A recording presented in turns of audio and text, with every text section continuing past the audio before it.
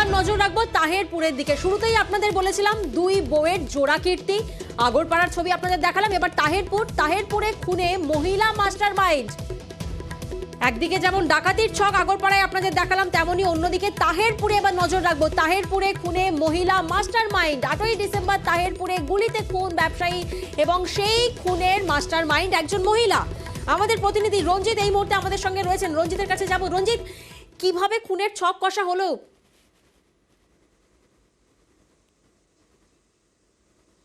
দেখো, তাহেরপুরে গত 8ই ডিসেম্বর বাড়ির মধ্যে ঢুকে এক ব্যবসায়ীকে পরপর দুটি গুলি করে ঘরের মধ্যে তাকে খুন করা হয়।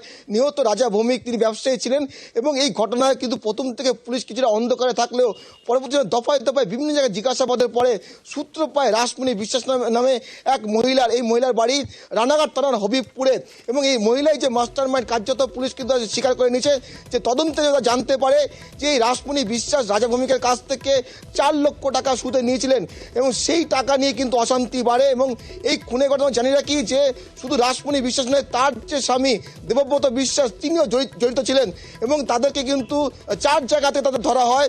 এই ঘটনায় রাসমণি বিশ্বাসকে তদন্ত করে নেমে রাসমণি বিশ্বাসকে বর্ধমান থেকে গ্রেপ্তার করে তারপর থানার পুলিশ। পাশাপাশি তার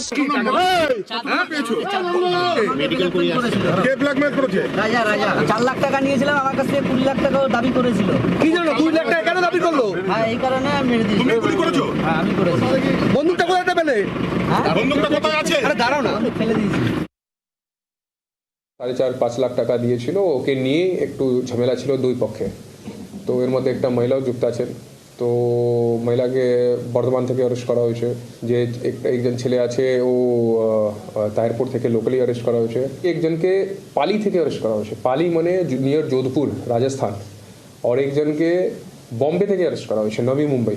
ইনভেস্টিগেশনে পাওয়া যাচ্ছে যে রাসমণি প্ল্যান করে লোককে ইনভলভ করে যে মেন ফায়ারিং করেছিল ডিটেইন করে ওখান থেকে নিয়ে আসা হয়েছে। তো রিমান্ডে পরে ইন্টারোগেট করে পাওয়া যাবে কি আর্মস কোথায় ফেলেছে।